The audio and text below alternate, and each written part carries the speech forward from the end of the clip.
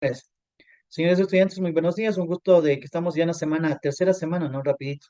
Y así se nos va a pasar el año y así se nos va a pasar el ciclo. Así que estamos en la tercera semana y viendo lo que es los rasgos de la investigación cuantitativa, o sea, lo que pues, se puede cuantificar, lo que se puede medir y cómo nosotros hacemos esto mediante lo que es la situación estadística, ¿no? Que podemos determinar con qué grupo trabajamos y es con todo el grupo del Colegio Pedro Carbo, que son de 2.700 estudiantes, que si se puede trabajar sobre un tema o sobre un curso en específico, tercero de bachillerato, paralelo A, ¿no es cierto? Que podemos trabajar con eso. Entonces, esto cuantifica lo que es la investigación. No sé si alguien ha escuchado, alguien sabe quién es este señor, músico, cantante, intérprete. ¿Sabe alguien? ¿Alguien? Einstein es Ay, un científico Cien- de, filósofos. y descubrió la relatividad. Bueno, sí, la sí, investigó. gracias, Patricia. Le ponen actuación a clases a Patricia, por favor. Patricia es, yo me acuerdo mucho de Patricia y Patricia es como, casi como yo. El profesor ni hablaba, me acuerdo Marco Paredes, doctor Jorge Andrade, y yo ya estaba con la respuesta en la boca. Sí, obviamente Albert Einstein eres uno de los científicos físicos matemáticos que estudió lo que es la relatividad, botando al suelo algunas leyes que existían anteriormente. Aparte de eso, también pudo descomponer lo que son los átomos en átomos más pequeños, obviamente con otros científicos más hicieron lo que es el estudio de lo que es la bomba atómica, una cosa, un fenómeno bien terrible que fue lanzado también en Hiroshima y Nagasaki, en estas dos poblaciones donde que desaparecieron. Obviamente fue producto de toda esa situación, no, no los que no lo hizo Albert Einstein, pero pudo descomponer todo lo que son los átomos, ¿no? En partículas más pequeñas. Y esas partículas más pequeñas crearon un reactivo muy fuerte, tan poderoso que pudo, o sea, hacer desaparecer edificios y a personas, ¿no es cierto? Entonces, él dice algo muy importante, ¿no? Y era muy católico, por si acaso. La mente que se abre a una nueva idea, jamás, pero jamás volverá a ser la misma, ¿no es cierto? ¿Es así o no? Sí, es así. Cuando comenzamos a abrir nuestra mente, cuando comenzamos a pensar, ¿no es cierto? Y cuando comenzamos a leer, realmente es muy importante. Yo, por ejemplo, a mis estudiantes siempre les leo algo porque la lectura es importante, ¿no es cierto? Nos hace también, primero, tener facilidad de palabra. La lectura ayuda a eso, una facilidad de palabra. Lo segundo, tener ese conocimiento como profesores que somos, ¿no es cierto? ¿Y quién hace quedar bien a una institución? No es el profesor, sino los estudiantes cuando salen, ¿no? Dice que chévere, yo aprendí esto, aprendí lo otro en el curso que estuvimos, ¿no es cierto? Así como yo aprendí en currículum, les acabo de decir que era un tema muy, muy bonito y muy interesante para mí. Entonces, aprendemos y nos quedamos con esos conocimientos, ¿no es cierto? Así que vamos con la semana esta semana está dedicada para comprender en profundidad la naturaleza, características y aplicaciones de la investigación cuantitativa y así como su relevancia en el ámbito académico profesional, ¿no es cierto? Ahí con sus objetivos que se tienen que plantear sobre esta unidad que tenemos que trabajar, obviamente. Vamos lo que nos corresponde en la primera unidad. Y vamos a ver en este caso, por ejemplo, cómo nosotros hacemos los análisis de datos, cómo trabajamos con los diferentes tipos de encuestas, ¿no es cierto? Y las variables que se van generando, que a una se llama variable dependiente, variable independiente, ¿no es cierto? Y esos análisis que nosotros hacemos para que, qué sé yo, cosas que estamos investigando realmente sean de una forma eficaz, rigurosa, se podría decir el término, para que puedan ser llamados como una investigación científica, ¿no es cierto? Se pueda cuantificar, ¿no es cierto? Buscar todo esto, ¿no es cierto? Buscar también lo que es la población donde que nosotros vamos a aplicar y vamos a trabajar. Y las técnicas que utilizamos, obviamente, en esta investigación. A ver, me ayudan con la lectura, por favor, rapidito, me a la mano, Daniela. Daniela. Rasgos de la investigación cuantitativa. La investigación cuantitativa se caracteriza por su énfasis en la recolección y análisis de datos numéricos. Utiliza herramientas como encuestas, cuestionarios y experimentos para medir variables de manera precisa y objetiva. Los resultados se expresan en cifras, porcentajes o estadísticas, lo que permite un análisis riguroso y replicable. Este tipo de investigación busca ser objetiva, minimizando la influencia del investigador en los resultados. Además, pretende generalizar los hallazgos a una población más amplia, Ujú. utilizando muestras representativas y técnicas estadísticas para asegurar la validez externa de los resultados.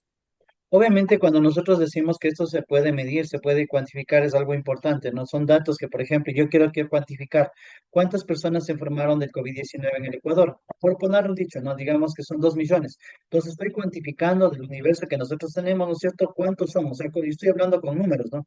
Cuando decimos cuál es la situación energética en nuestro país, cuando hablamos de los problemas económicos o sociales que dicen, por ejemplo, Jaime Nebot habló que nosotros en los últimos tiempos desde el tiempo de Moreno, Lazo, Noboa, en este momento el país ha decrecido y lo dijo con números, ¿no es cierto?, con cifras. Entonces, esto es un estudio cuantitativo porque lo puede determinar que el Ecuador, obviamente, en seguridad, en lo que es empleo, realmente ha decrecido. Entonces, eso es lo que se refiere, ¿no es cierto? Son esos estudios, esas herramientas que nosotros utilizamos para mejorar, ¿no es cierto?, y para definir como tal más preciso y sea más objetivo también la información.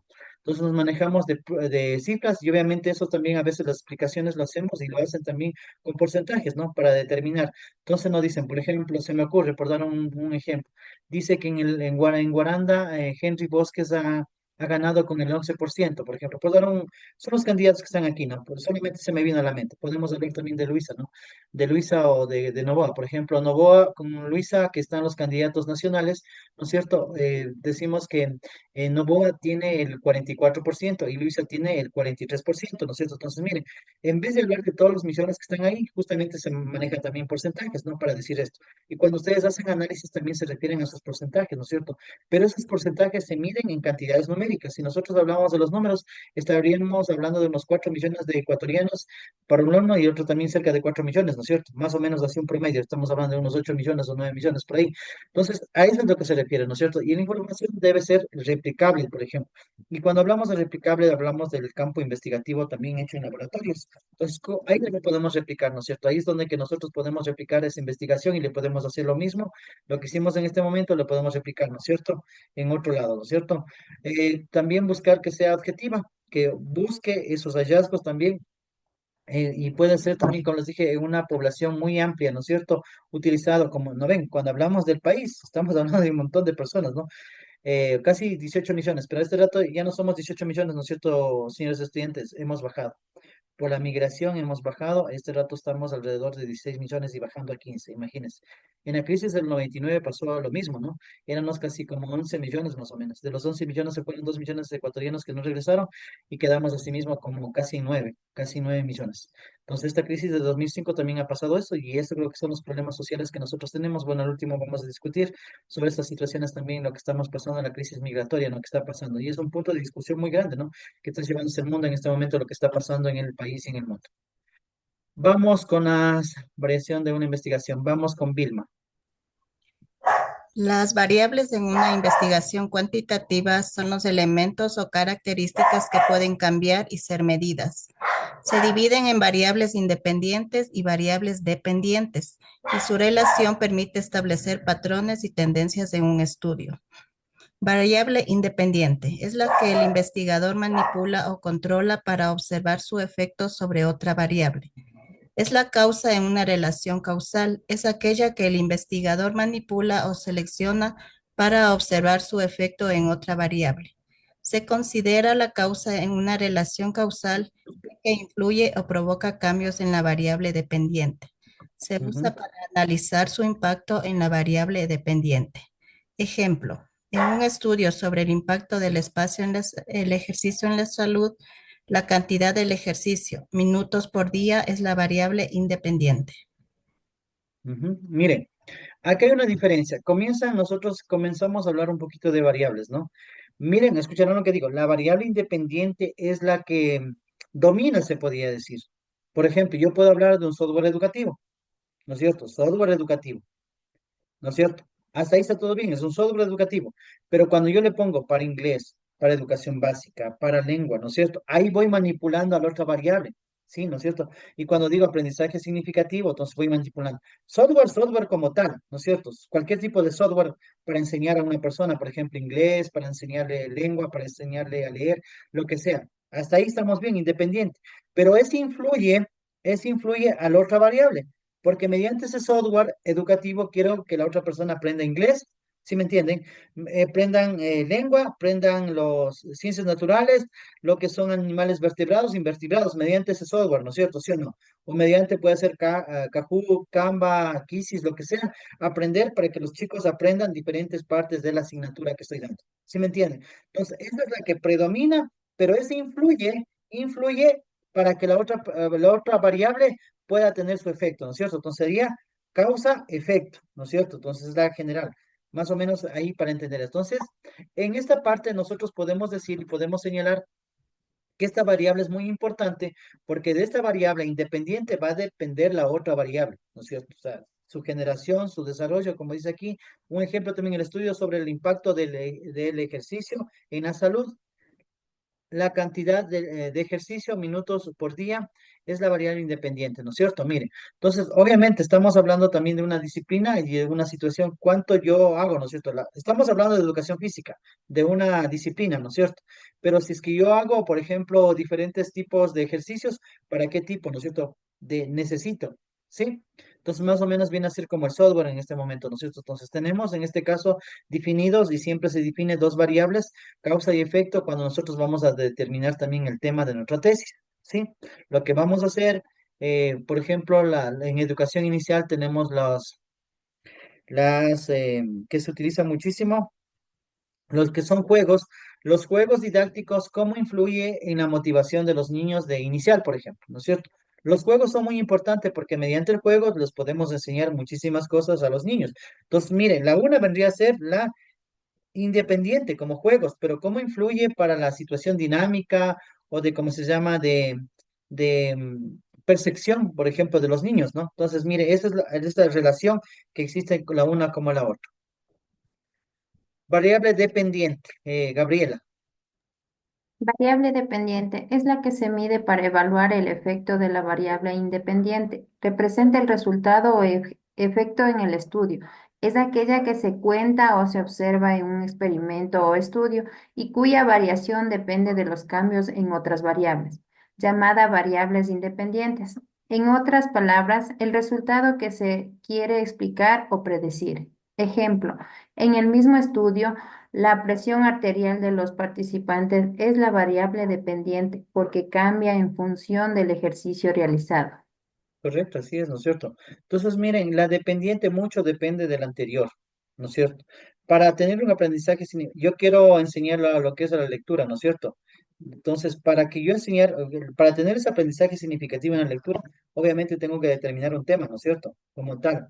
Entonces, obviamente, ahí arriba está la variable que necesitamos. Quiero tener aprendizaje significativo, pero sin el tema que escojo acá arriba va a ser medio complicado, ¿no es cierto? ¿Sí o no?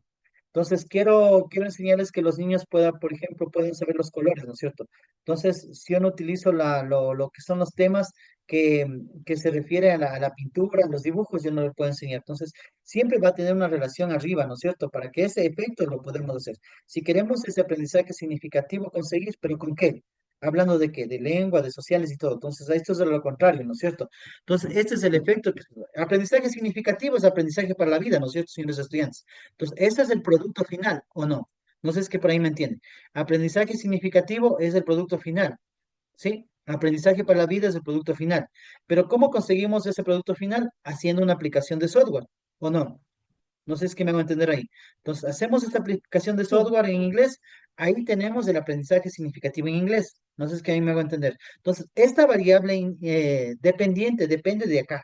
¿Qué hagamos? ¿Cómo lo hagamos? Ese software tiene que tener dibujos, tiene que tener trabajos, tiene que tener evaluación, tiene que tener videos, tiene que tener sonidos, diferentes cosas, para que mediante que trabajemos la unidad uno, la unidad 2 sobre lo que es los colores, en inglés, los nombres, los pronombres, los saludos, yo tengo un aprendizaje significativo, pero se va hacia acá, o sea, a la independiente, ¿no es cierto? Por eso es que mucho influye con la otra, ¿no es cierto? Entonces, tenemos aprendizaje significativo siempre y cuando acá tengamos bien planteado la variable independiente, ¿no es cierto? Vamos a la siguiente. La investigación cuantitativa en diferentes disciplinas. Vamos, ¿dónde nomás aplicamos, Vanessa?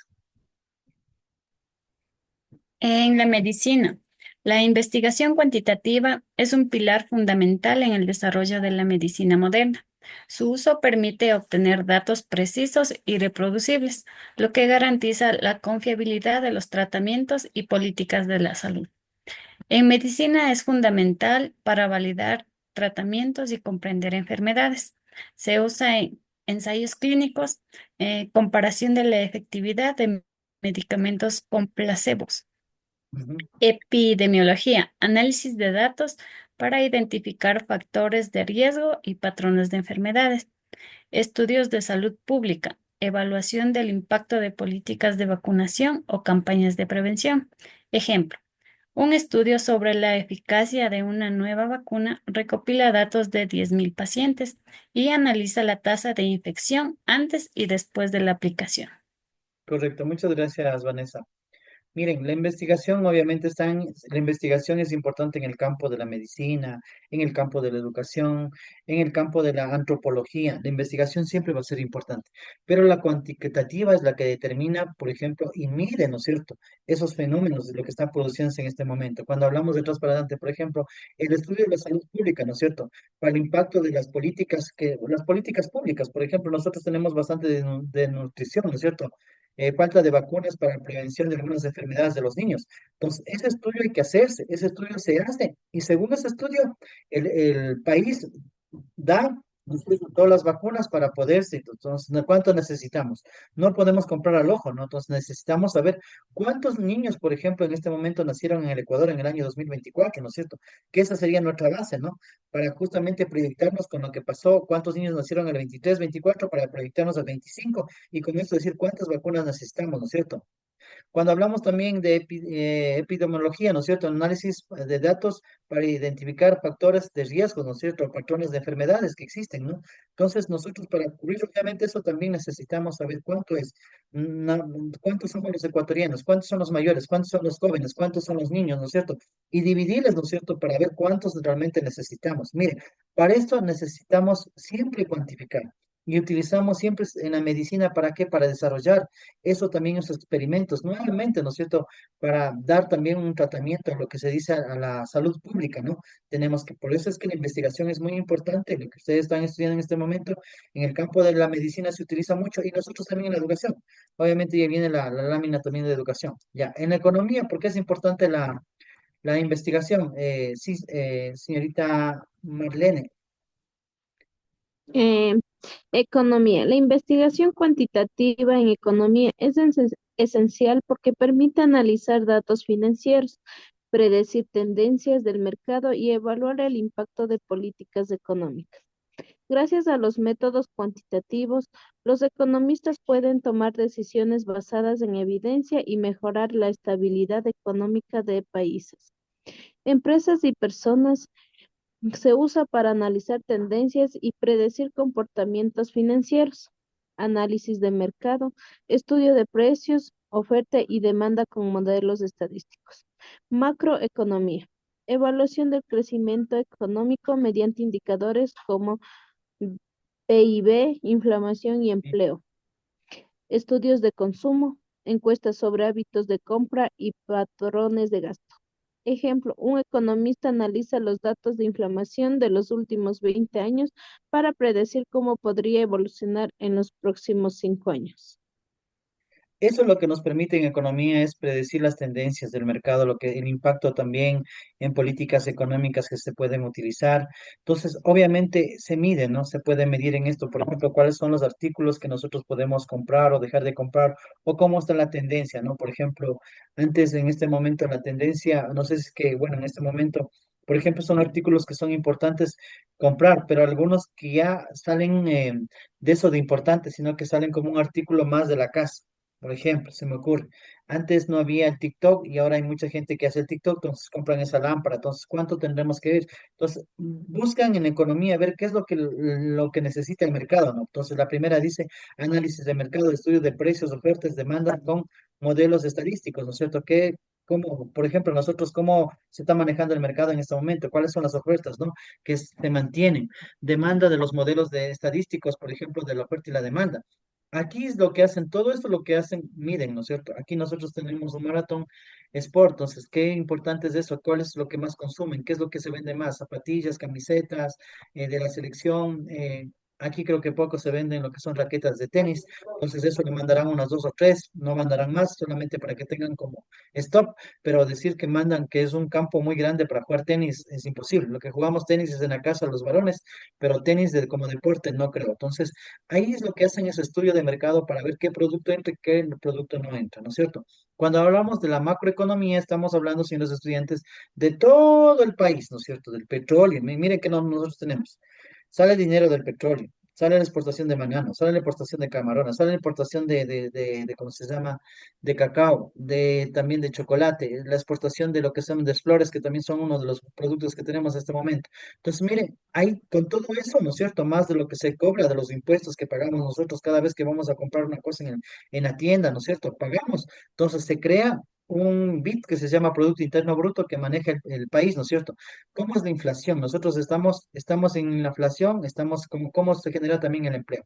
Y la pregunta del millón es, ¿cómo está el país este rato? ¿Estamos bien o estamos mal? ¿Cómo está el país Fatal, según Estamos mal, la verdad. fatal. O sea, económicamente, yo a mi persona creo que el país, o sea, tiene mucha riqueza nuestro país. Nosotros somos dependientes de, nosotros en nuestra agricultura tenemos mucho potencial, tenemos petróleo, tenemos muchos recursos, tenemos incluso para lo que es el turismo, pero no sé, cada gobierno es a hacer ciertos porcentajes de que todos se llevan dinero, pero en el país sigue quedando más pobreza, más delincuencia, y necesita más, y nosotros como pueblo, como por ejemplo ahorita estamos dando una votación para una persona que nos represente, pero a la final de cuentas no hacemos nada, porque de igual manera a nosotros nos toca levantarnos, trabajar, estudiar para poder tener un trabajo digno, para poder sustentar nuestros hogares, porque al fin y al cabo nuestro presidente no hace nada por nosotros, o la ya? persona que llegue al poder a representarnos. Gracias, Norma. Bueno, alguien más que tenga otro punto de vista que opine diferente que a Norma, porque sí tienen esa situación de ser libre. ¿Alguien más que piense que el Ecuador está mejor en este momento? Dicen no se puede pensar mucho diferente porque la realidad es esa, pero siempre dicen que hay crecimiento de empleo, pero aunque haya empleo, entre comillas, que casi no existe o es difícil encontrarlo, o a la vez el que busca lo encuentra, bueno, no sé, pero a la vez la inflación siempre nos supera, porque aunque haya empleo, como dice ahí, el BIP siempre está por los cielos. Entonces somos consumidores también, ese es otro pecado más, y no consumimos casi lo nuestro, casi consumimos lo del exterior. Entonces eso como que también afecta, ¿no? Entonces si estamos hablando de algo cuantitativo o cualitativo dentro de nuestra realidad, eh, la macroeconomía siempre está superada, nos supera a los países pequeños. Entonces, habría de ver ahí y estudiar estos casos del consumo, sobre todo, porque si somos consumidores a diestra y siniestra, no vamos a poder ahorrar de lo poco que ahora adquirimos, podríamos decir, económicamente. Correcto, muy Entonces, bien. eso es, profe. Ya, hay una pregunta que siempre saben hacerse, ¿no? Y yo siempre he escuchado esta, ¿no? Que nosotros no vivimos de los políticos, sino que nosotros vivimos nuestro trabajo. ¿Eso será verdad? ¿Es verdad o no? En parte sí, Y ¿no? porque si no trabajamos no tenemos cómo salir. Ya. Bueno, yo les puedo decir que no es tan cierto, porque el ciudadano que tú le pones pone políticas, ¿no es cierto? Pone políticas y pone Sí, situaciones para que se pueda ejecutar un país. O sea, nosotros les damos a un ciudadano como un muy corriente, como a Nancy Chacha, le damos el poder y ella toma el poder ¿para qué? Para tomar decisiones. Por ejemplo, el impuesto a las importaciones del 27% a los productos mexicanos nos encarece la vida a todos los que realmente usan medicina, ¿no? Y sobre que el país no ha producido. Ojo, en el 2017 había una empresa que producía medicina desde Ecuador. Esa lo cerraron en el 2020. Lenin Moreno lo cerró. Había una empresa que producía medicinas, desde aquí, desde Ecuador, lo fabricaba. No me acuerdo bien cómo se llamaba esa empresa, pero funcionaba en Quito o en Guayaquil, algo así. Pero era una empresa ecuatoriana que fabricaba, o solamente con la patente, ¿no? Había personas que trabajaban ahí y hacían remedios. Ahora no hacemos. No hacemos ni el paracetamol ni la pastilla de Finalín, no hacemos nada. Todo compramos, porque esto es justamente las empresas que cerraron. Producto de eso se cerraron y se dañaron los negocios, ¿no es cierto? Solamente para darles un ejemplo. Y así como en ese ejemplo, lo que se ha hecho es achicar el Estado porque dice que el Estado está demasiado grande y obeso, pero realmente a veces no es tan así, porque la educación es algo que se tiene que pensar a mejorar, ¿no es cierto? Y si Estados Unidos lo hizo en la década de los 70, ¿no es cierto? Con Estados Unidos, Inglaterra eh, y Canadá. Y miren dónde están ellos, ¿no es cierto? Entonces, ahí no es tan cierto que la educación, por ejemplo, es una carga, es una forma de desarrollo para un país y para una sociedad. Cuando hablamos, por ejemplo, de lo que es el empleo ha bajado. Hay mucha gente que está profesional, hay mucha gente que tiene títulos de tercer nivel y cuarto nivel, pero se les hace un poquito más complicado porque las ofertas, en este momento, por ejemplo, el quiero ser maestro se ha quedado suspendido porque había cada año había la activación de eso, ¿no? Ahora se ha suspendido, entonces, por estas situaciones económicas que estamos viviendo en este momento, ¿no es cierto? Cuando hablamos de estudio de consumo, hablamos también lo que son los hábitos de compra, lo que decía algo Patricia, ¿no? Son los hábitos de compra y patrones de gasto que nosotros tenemos. Entonces, nosotros hay personas que, por ejemplo, bueno, no mucho en la sierra, pero en la costa sí se maneja eso, ¿no? En la costa tienen la situación de la vanidad, entonces ellos van por las cosas, entonces tienen su buen televisor, su buen, qué sé yo, equipo, pero realmente, bueno, nosotros diferente, una forma de conducta, ¿no? Pero en esa situación, entonces, los gastos que se generan en un lado, los otros que se gastan como corriente, por ejemplo, un gasto corriente que se puede hacer. Entonces, a veces eso permite no crecer también una economía, ¿no es cierto? Entonces, eso es un ejemplo, por ejemplo, miren, la investigación visto desde la economía es algo muy fundamental, o sea, son números y son números. Este rato está el Ecuador en una inflación más grande, la crisis más grande de desempleo, la crisis de seguridad más grande, no he visto ni siquiera desde los momentos de dictadura. Estamos hablando de dictadura desde Tamayo, ¿no? Que fue presidente de la República. Entonces, estamos hablando de del 1922, me parece que está Mayo, 1914 más o menos, Tamayo que fue presidente, donde que mató a muchísima gente en el primer paro que existió. Entonces, desde ahí hasta acá no hemos visto una crisis tan fuerte, a pesar que Norma decía, ¿no? ¿De qué nos sirven estas palabras? Sería Norma que nos decía, ¿de qué nos sirve tener petróleo? De nada. ¿De qué nos sirve tener tantos productos que exportan y no se recaudan, ¿no es cierto? No se pagan. O sea, nosotros por Norma y yo, por comprar lo que compramos en la tienda, pagamos un impuesto, pagamos un IVA, pero hay personas que tienen dinero y no quieren pagar, como Porta, Claro, como se llaman esas empresas grandes, no lo quieren y no lo van a pagar tampoco. Entonces, mire, ¿saben qué? En definitiva, en la economía, yo puedo decir que la macroeconomía se mide cuando hay desigualdades sociales, cuando la gente pudiente, teniendo sus recursos, no lo quiere hacer, pero sí la gente que está acá abajo lo tiene que hacer. Es como antes había en la colonia, ¿no es cierto? Y cuando había los emperadores no pagaban nada, pero sí la gente que estaba en el pueblo tenía que pagar todo su tributo, ¿no? Incluso dejarle todo, dejar de comer para pagar sus impuestos.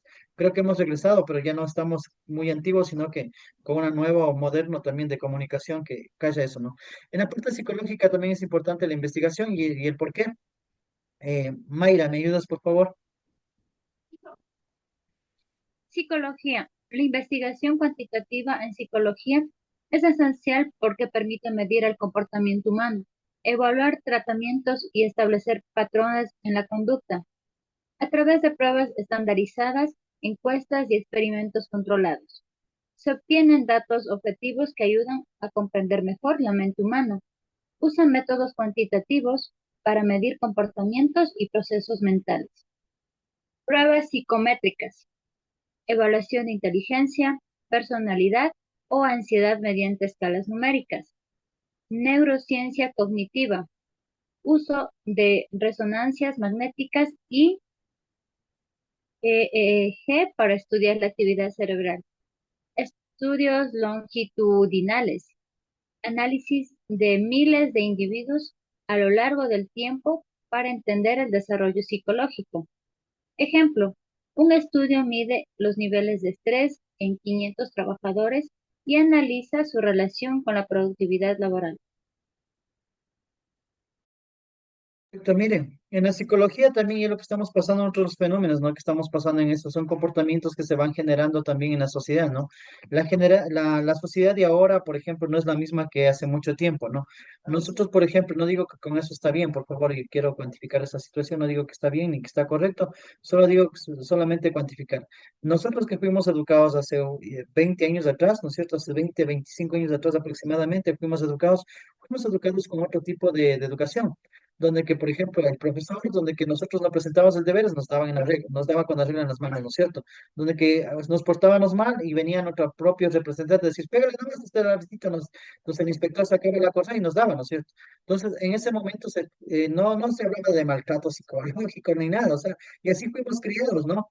Y así fuimos criados la gran mayoría, entonces se daba ese ambiente, pero creo que no nos ha hecho mal, no necesitamos psicólogos, a lo contrario, seguimos trabajando en esa situación, pero los cambios han cambiado, o sea, el tiempo ha cambiado, ¿no es cierto? Estamos en un cambio de época, ¿no? Entonces, las situaciones son diferentes. Los muchachos desde pequeños ya saben muchísimas cosas más que nosotros por la tecnología.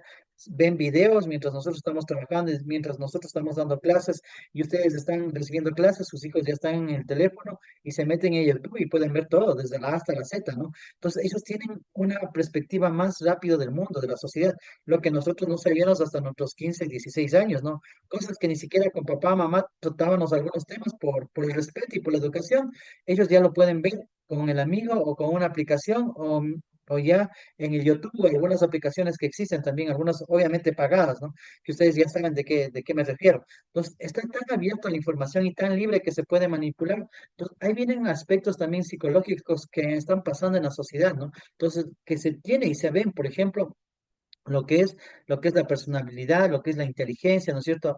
Medidas de escalas numéricas, ¿no es cierto? ¿Cómo se mide esa percepción que tienen ahora los estudiantes? ¿Por qué se hace tan difícil a una persona de 60, 70 años manejar una tecnología como esta, ¿no es cierto? Como este celular. ¿Y cómo se le hace tan fácil a un niño, por ejemplo, de 4 o 5 años, manipular, descargarse programas y poder jugar, ¿no es cierto? Entonces, miren esas situaciones que estamos viviendo en este momento. Cuando hablamos, por ejemplo, de lo que es la neurociencia cognitiva, ¿no es cierto? Uso de las resonancia magnética, ¿no es cierto? Todos estos estudios que hacemos, ¿no es cierto? Para estudiar las actividades cerebrales, por ejemplo, de nuestra mente, cómo se actúa, cómo se comporta. Y a veces también utilizamos estas situaciones para ver qué es lo que está más o menos, se puede predecir en un momento la actitud o el comportamiento del ser humano. Porque no nos olvidemos, el estudiante puede ser un estudiante en clases, pero ese mismo estudiante puede ser diferente en su casa, ¿no es cierto? Entonces, para toda esta situación y lo que estamos viviendo hoy en el momento, por ejemplo, yo he visto en muchos reportajes que en este enero ha sido el enero más sangriento de nuestra historia. Más de 1.000 personas han fallecido. Imagínense, es tremendo. Imagínense, 1.000 personas. Dice que el cuadro estadístico, estamos hablando de cada 5 horas fallecía una persona en el país. Es terrible, ¿no? El grado de inseguridad que estamos viviendo en este momento. Mire, entonces, esa situación obviamente deprime pues a la gente.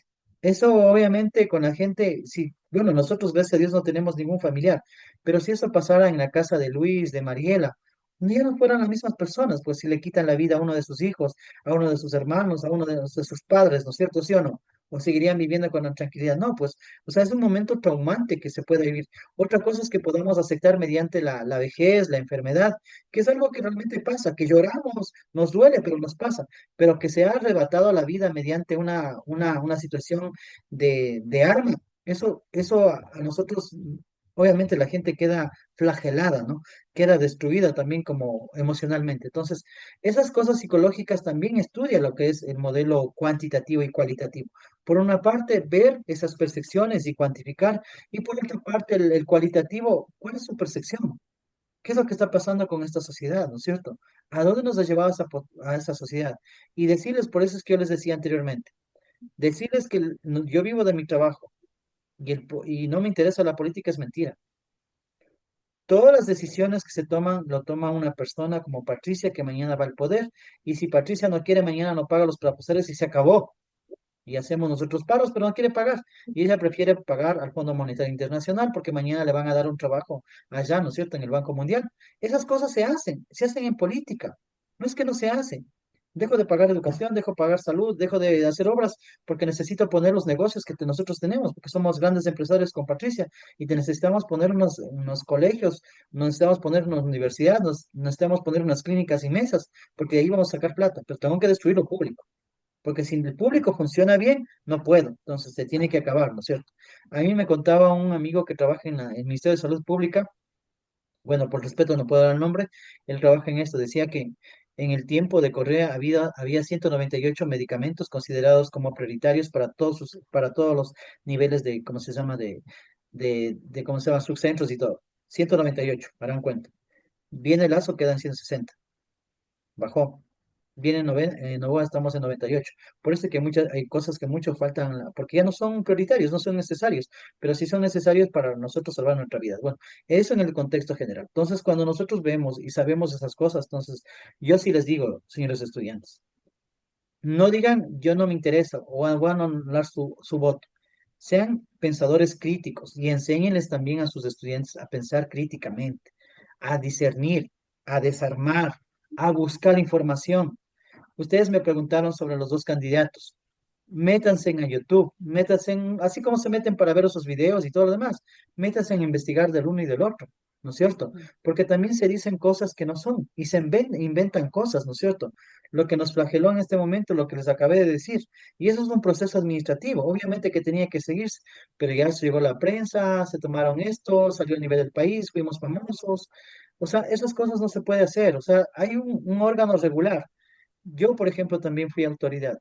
Había un señor que estaba cometiendo un delito, que es coger dineros públicos. ¿Qué es lo que pasó? Yo le llamé al señor y arreglamos ahí.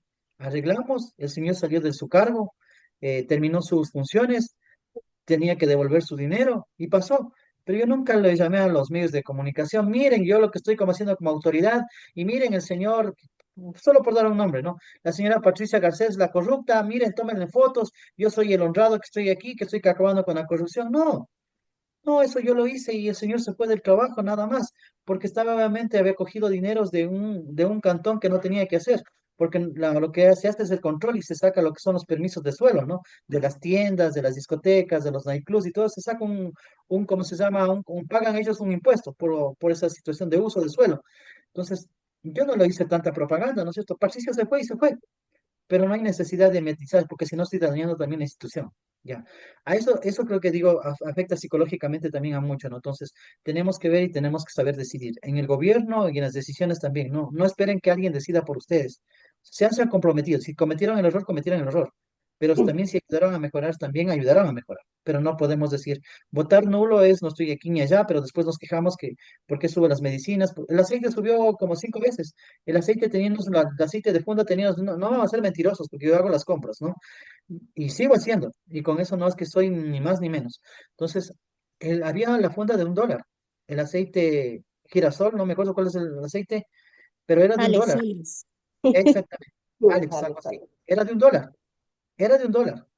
Ese mismo aceite después cambió a $1.50, después subió a $1.85, y así sucesivamente, y ahora están hasta Ahora 4, está a 2.80. no ven, se triplicó. Ese es cuando es de libre mercado. Entonces, yo como les dije en una clase anterior, los empresarios y el libre mercado es bueno como peón, pero no es bueno como amo.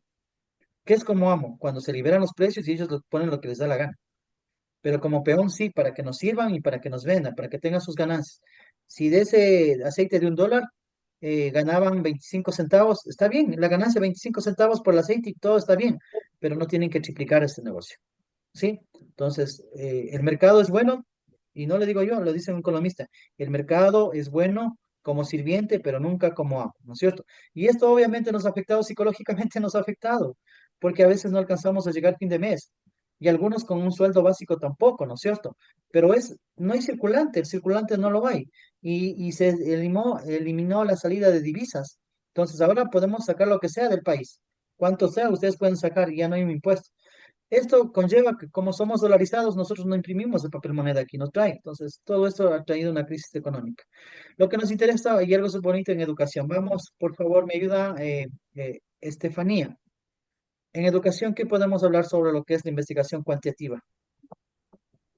La investigación cuantitativa en educación es esencial porque permite medir el rendimiento académico, evaluar la efectividad de metodologías de enseñanza y mejorar los sistemas educativos. A través de encuestas, pruebas estandarizadas y análisis estadísticos. Se pueden tomar decisiones basadas en datos para optimizar la calidad educativa. Se usa la investigación cuantitativa para mejorar el aprendizaje y evaluar el rendimiento. Evaluaciones estandarizadas, pruebas como PISA o enlace, miden el desempeño académico en matemáticas o lectura. Análisis de impacto de métodos educativos, comparación de técnicas de enseñanza con base en resultados numéricos. Estadísticas educativas, tasa de graduación, deserción escolar y rendimiento de estudiantes. Ejemplo, un estudio compara métodos de enseñanza de matemáticas midiendo las calificaciones de 1000 estudiantes antes y después de aplicar cada método. Método, correcto, no.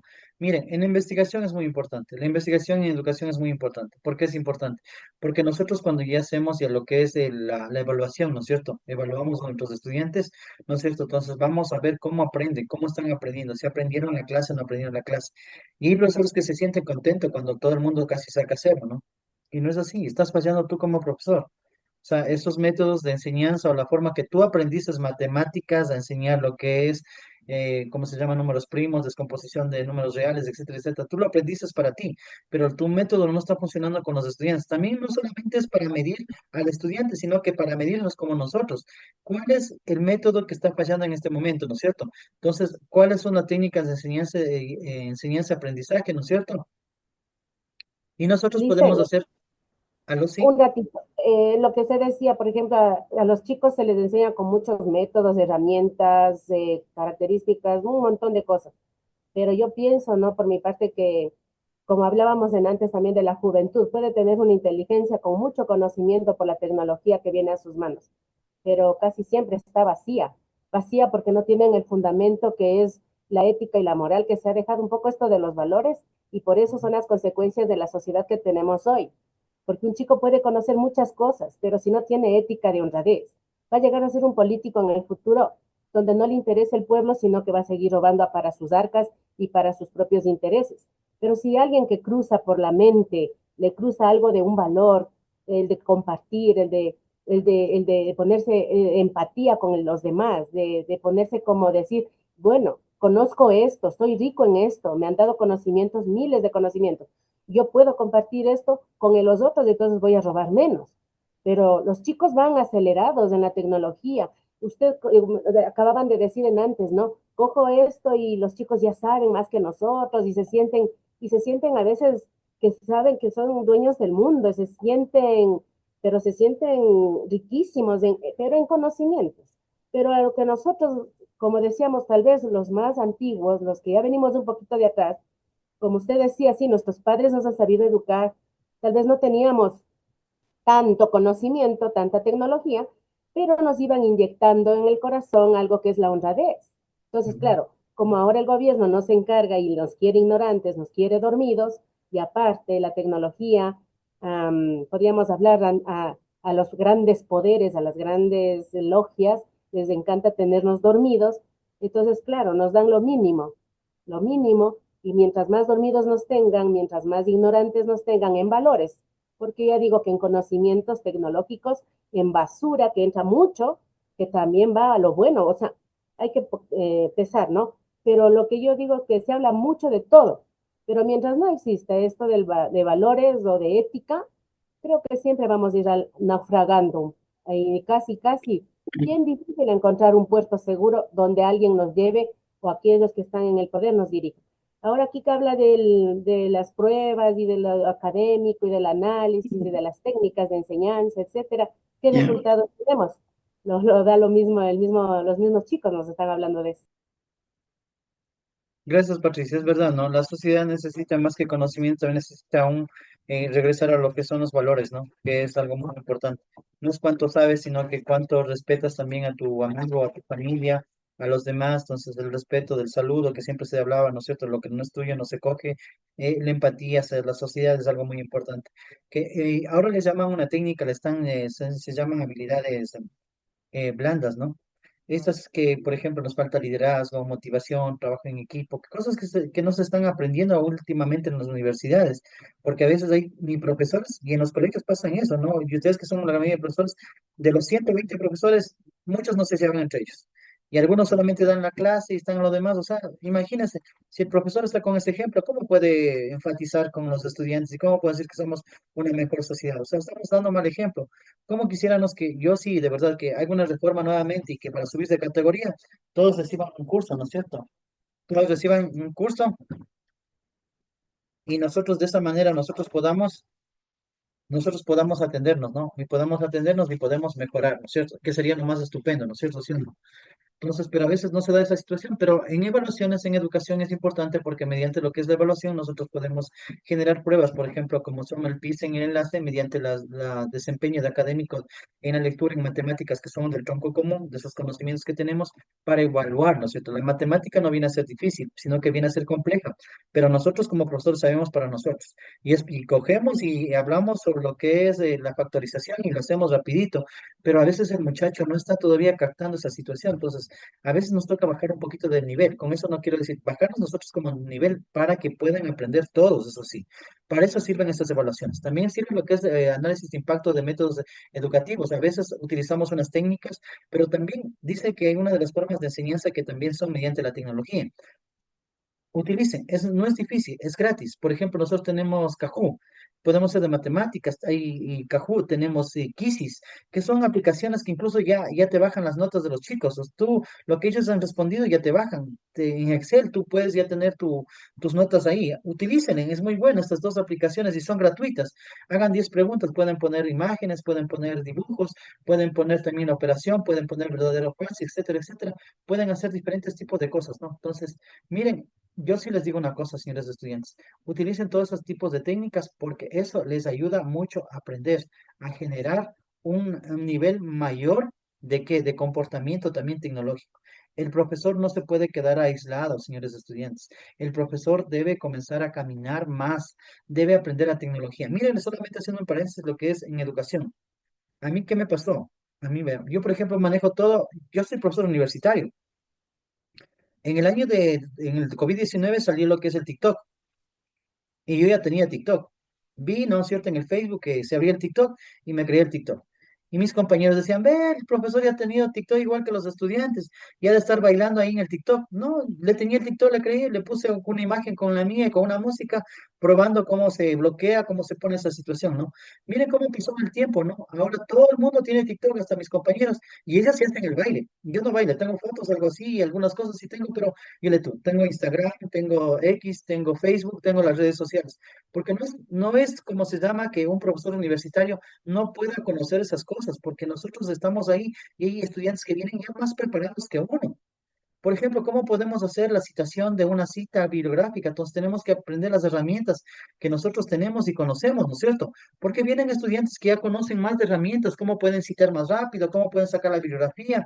Entonces, nosotros tenemos que, por ejemplo, coger esta aplicación que se llama Cero, no sé que ustedes la han señalado, que te permite citar más rápido los libros y asimismo poner la bibliografía más rápido, ¿no? Si nosotros no cogemos la tecnología y no aprendemos la tecnología como docentes, nosotros nos estamos quedando allá. Y esta carrera de docente es de estar ahí constantemente. Entonces, porque siempre va a haber un estudiante que conoce más de tecnología. Y yo como profesor universitario me voy a quedar loco cuando un estudiante me salga, por ejemplo, yo les digo a los chicos, les digo, y también les digo a ustedes, yo utilizo inteligencia artificial como un término general, pero no para trabajar al 100%. ¿Por qué? Porque la inteligencia artificial solo determina, por ejemplo, decimos una cosa. Yo digo ¿qué es el día? Y la inteligencia artificial va a decir, el día es bonito. Pero si le pregunto, por ejemplo, a Jessica, me va a decir, el día es hermoso, el bonito, es un día domingo, muy soleado. ¿Por qué? Porque la inteligencia artificial es muy tácito, te dice lo que te tiene que decir en dos, tres palabras y se acabó. Pero el ser humano actúa diferente. Entonces, se puede utilizar, pero debemos estar preparados. Es lo mismo cuando nació el Google, ¿no? Nació el Google y todos, ay, ya no vamos a estar en la biblioteca, nació el Google, todas las computadoras, ahí van a estar los videos, ahí van a estar los libros, sí. Ya nos acostumbramos a eso. Ahora tenemos inteligencia artificial. Y no nos olvidemos que la inteligencia artificial puede suplantar a un profesor y esa es la posible pérdida de trabajo, de labores de nosotros. ¿Por qué? A ver, ¿por qué, señores profesores? Porque mediante una programación podemos todo planificar, de veras, así como yo hago la EVEA, ¿no? todito ahí. Yo grabo sería un video sincrónicamente.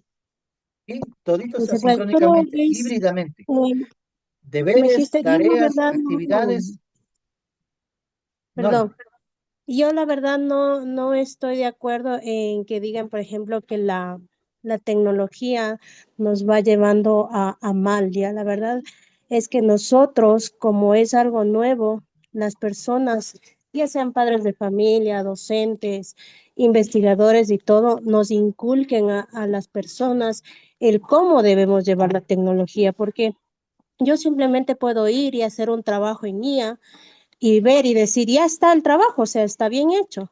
Pero ¿dónde está la mentalidad de la persona en que yo debo leer y saber qué es lo que está ahí? Entonces, muchas personas nos olvidamos de eso, o sea, van, hacen su trabajo en inteligencia artificial, como usted dice, ya está bien y entrego ese trabajo. Entonces, uno como profesor también se da cuenta porque yo le cojo al alumno y le digo, mira, a ver, mira, ven, ¿qué hiciste? ¿Qué aprendiste de esto? O sea, no sabe porque solamente fue y investigó ahí y lo puso en el papel. Pero ¿dónde estoy yo? Entonces yo como profesora le digo, mira, tú puedes utilizar la inteligencia artificial, pero mira, tu capacidad y tu mentalidad no lo va a superar. Entonces tú eres el que debes leer y comprender esto que está aquí. Entonces esas Correcto, son Norma. guías y bases que uno como profesor o padre de familia debe inculcar a los hijos.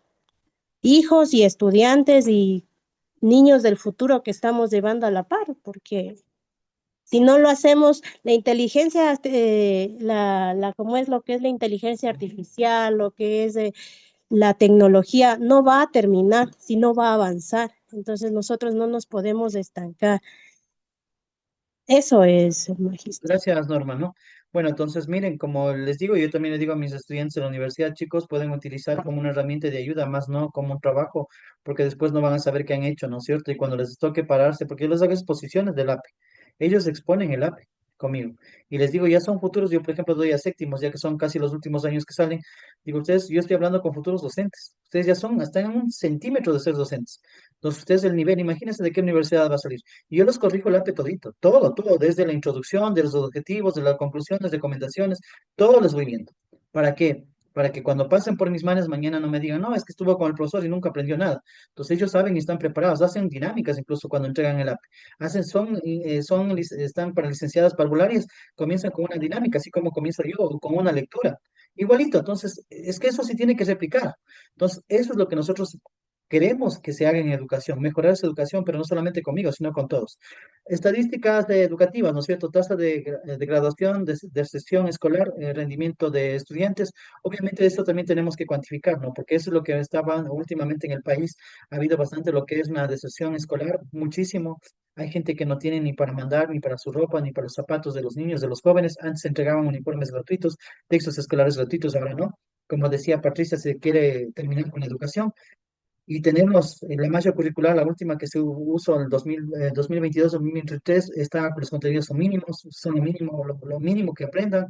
Y yo no quisiera eso, chicos, para ustedes, estudiantes, no quisiera para esto. Ustedes den más, como yo. O sea, no sé qué, tampoco digo que doy mucho, ¿no? Pero doy un poquito más, doy el plus, porque quiero que aprendan un poquito más, quiero que se vayan más allá. Quiero primero amar esta profesión, que es ser docente. Amen su profesión, quieran su profesión, y no se van a sentir, "Ven, ya me nos falta 6 minutos para que se termine". Nos falta, a mí siempre me falta tiempo cuando doy clases y todavía nos falta. Entonces es cuando uno se ama, ¿no? Pues como por ejemplo hacer bicicleta. A ti te gusta hacer bicicleta y tienes que hacer media hora, pero tú vas a hacer deporte y te quedas haciendo 1 hora más. Entonces, eso tienen que hacer. Primero es la pasión. Entonces, la educación es una pasión muy bonita. Y cuando ves que has cambiado, cuando ves que el chico ya es un médico, cuando ves que el chico es un profesor, cuando ves que el chico es un profesional, y a veces te abrazan, ¿no? Y esos abrazos sinceros. Yo he recibido abrazos sinceros de los chicos a veces. Creo que fue la otra semana que estábamos en campaña, porque estamos andando en campaña, ¿no? También ustedes han de ver que nos toca, ¿no? Como estudiantes, como profesores también están en la campaña. Y hay chicos que se acercan, que están en cuarto, en sexto, y me dicen, hola, dicen, y cogen y me abrazan. Y a veces los profesores me quedan viendo, ¿no? Dicen, ¿cómo le has sabido querer? Es que no es que no han sabido querer. Lo que pasa es que lo único lo que se les dio es que ellos necesitan, porque no estamos hablando con nosotros, sino con personas. Para todo esto se utiliza la estadística, ¿no? Para poder medir el nivel de conocimiento. Si estamos fallando, cambien, compañeros docentes, cambien sus tácticas, cambien sus estrategias, no se rijan a lo que dice el Mineduc, a lo que está dispuesto por el Ministerio de Educación. hagan un ambiente más agradable. Si soy profesor de matemáticas, hagan un ambiente más agradable. Si soy profesor de lengua, hagan un ambiente más agradable. Léanles, utilicen otras técnicas, otras didácticas, háganle bonito y ustedes se van a sentir conformes. Los estudiantes les van a querer. Sí, imagínense que así como a mí me pasó, ¿no? Cosa que me quedaba viendo un profesor de nombramiento porque venían unos chicos y me abrazaban, venían unas chicas y me abrazaban. Hola, Lisa, ¿cómo está? ¿Qué tal? ¿Qué hace aquí? Y me quedaban viendo, dice, ya ha sabido querer. Digo, sí, eran mis estudiantes, estaban en primero y ahora están ahí. ¿Qué tal? ¿Cómo les va? ¿Está bien? Y algunos, por ejemplo, de en Quichua, entonces me decían, me saludaban en Quichua y yo también les respondía algunas palabras que sé en Quichua. Entonces, esto es bonito, ¿no? Entonces, y miren, chicos, entonces, señores estudiantes, amen su profesión, que esto es muy bonito, ¿no? Y la evaluación siempre va a ser importante. La evaluación sirve para ustedes y como para uno. Para uno, para retroalimentarse y corregir las cosas que estamos fallando. No decimos que nosotros somos la quinta maravilla de lo que se inventaron, no. Nosotros fallamos como docentes, entonces ahí estamos para corregir. Si tus estudiantes no están aprendiendo del 60 para arriba, preocúpate. El malo no es el estudiante, el malo eres tú. Busca otras estrategias y didácticas. Con eso digo que nunca les regales el punto. Así sea por un punto, mándale un trabajo, mándale una tarea. Nunca le regales el punto, porque mañana te va a decir que ese profesor es facilista, ese profesor con ese consigue las notas. Mándale por último un deber, una actividad, algo que tiene que hacer. Por último, a repasar los últimos 20, 30 ejercicios, pero hazle que se sacrifique, que le cueste ese punto, ese medio punto le cueste. Nunca regalen las notas, siempre tengan esa situación en la mente, porque después les van a decir, esos profesores son fáciles de entender, fáciles de tener, ¿no es cierto? Y nosotros estamos en otra época, ¿no? Donde que queremos lo mejor para nuestros estudiantes, como lo que queremos lo mejor para nuestros hijos. ¿Quién quiere lo mejor para nuestros hijos? Todos, ¿no es cierto? ¿Sí o no? O alguien quiere algo malo para nuestros hijos, ¿no es cierto? Y nuestros estudiantes, o sea, ustedes, ¿no es cierto? Vienen a ser mis otros hijos, ¿sí o no? Yo tengo dos hijos físicamente, ¿no es cierto? ¿Sí me entienden? Tengo dos hijos físicamente, pero el hecho de ser mis estudiantes ya vienen a ser mis otros hijos. ¿No es cierto? Entonces queremos lo mejor para ustedes, ¿sí? Y eso se hace mediante la evaluación y mediante la educación. Vamos a lo que es investigación cualitativa, por favor. Y aquí está un poco de lo que es el currículo, cómo se ha ido perfeccionando en lo que es en educación. Vamos rapidito, que ya estamos en esto para que se termine la grabación. No me dejen hablar mucho, ya. Es que mucho hablo. Vamos a investigación cuantitativa. Vamos con Belén. Investigación cuantitativa, desde implementada por el Ministerio de Educación, Mineduc, reforma curricular. Reforma curricular de 1996. Esta reforma introdujo por primera vez 10 años de educación obligatoria y se enfocó en la organización por áreas y niveles educativos. Se incorporaron nociones de destrezas y valores y se buscó una mayor autonomía para las instituciones educativas en la planificación y diseño de la acción educativa. Ahí nomás, Fortalecimiento Belén, un curricular. ratito. Solamente va a ser preciso. Esto fue uno de los momentos donde que más valores existían, patricias y estudiantes, donde que se enfocaba para esa parte. Vamos a la siguiente parte, Belén. Fortalecimiento curricular. Fortalecimiento curricular de la educación general básica, año 2010. Esta actualización incorporó 5 ejes transversales: interculturalidad, formación de una ciudadanía democrática, protección del medio ambiente, cuidado de la salud y educación sexual. Se buscó alinear el currículo con los requerimientos de la sociedad y el medio escolar, educación.gov.es. Ya, ok, miren, hay una cosa que es muy importante que ustedes lo conozcan y lo sepan. Aquí es donde que nace la educación cultural bilingüe también, ¿no? Entonces, enseñarles en la lengua nativa, y eso debe ser muy bueno, vean. Nosotros como ecuatorianos deberíamos no solamente aprender el inglés, creo que todos deberíamos aprender el quichua, y es bonito, o sea, es bonito, no solamente por conocimiento, para poder entender. Imagínense que que un profesor maneje el español, el inglés y el quichua, y a veces también maneje el lenguaje, por ejemplo, para los niños especiales. Qué estupendo maestro, qué excelencia de educación, ¿no es cierto? Pero hay cosas que nosotros, si no nos da la escuela, tenemos también un poquito de que aprender, ¿no? Vamos con la siguiente. Propuesta de ajuste curricular. Ahí vamos con Marcia. Magister, ya son las 11 y tenemos la otra clase. Allá. Bueno, entonces nos quedamos aquí. Ahí está grabado, por favor, de esto, lo que es los ajustes que se ha visto, lo que es, de acuerdo a lo que es el Mineduc. plan educativo de aprendizajes conjunto con el COVID-19 que nosotros tuvimos, ¿se acuerdan ahí? Que eran el portafolio, presentabas el portafolio y pasabas el año, más o menos ahí. El currículo priorizado que nosotros tenemos ahí, que es el 2021-2022, que se ha bajado un poco lo que son los contenidos de las materias.